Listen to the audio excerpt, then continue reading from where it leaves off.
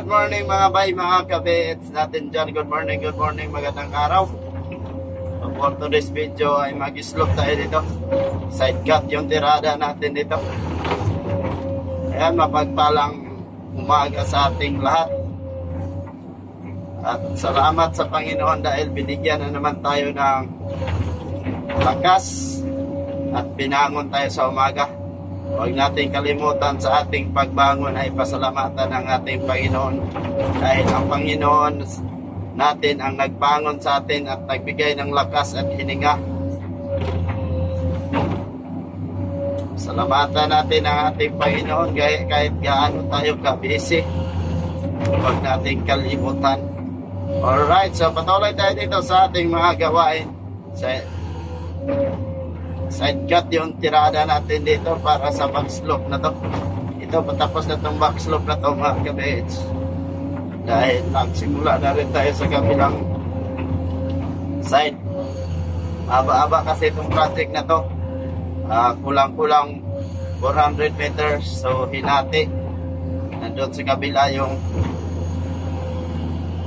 sa lahati ng project na ito mga kabits. So dito natin ilagay yung ating mga hinuhukay.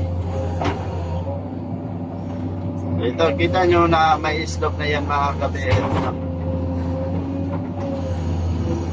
Slide cut lang natin.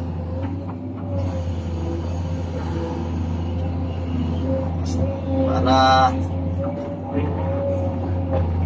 pagkatapos na, ano kasi yan, gumuho pa kasi yan. Kasi dito sa baba, ito, dito sa may bucket ay atin yung lagyan ng kanal o atin yung lagyan ng kanalan natin yan para sa ating pundasyon, sa ating recraft mga kabits.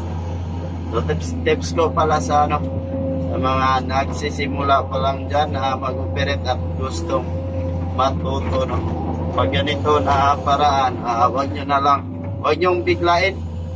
Ayan, dahan-dahan lang, isang ipin lang yung ibabaon nyo para yung level niya makuha nyo. Dahan-dahan baba dahil pag binigla nyo yan, pag nalalim na, hindi nyo na mahabol. At yung gawa nyo ay medyo pumangit rin pag sobraan ng hukay. Ayan.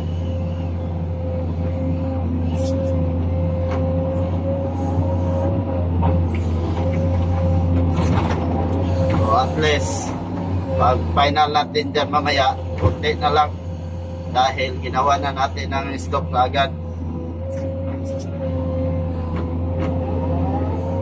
Yan, kita nyo na may slope na siya.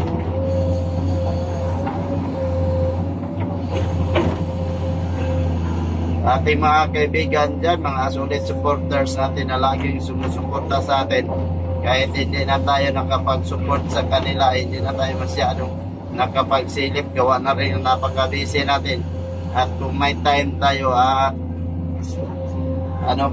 lagi tayo nagpapasalamat sa Panginoon dahil binuksan niya yung ating puso't isipan na siya lang palagi ang ating pasasalamatan sa lahat ng bagay na ating nagamit o sa mga pagsubok man yan, mga problema.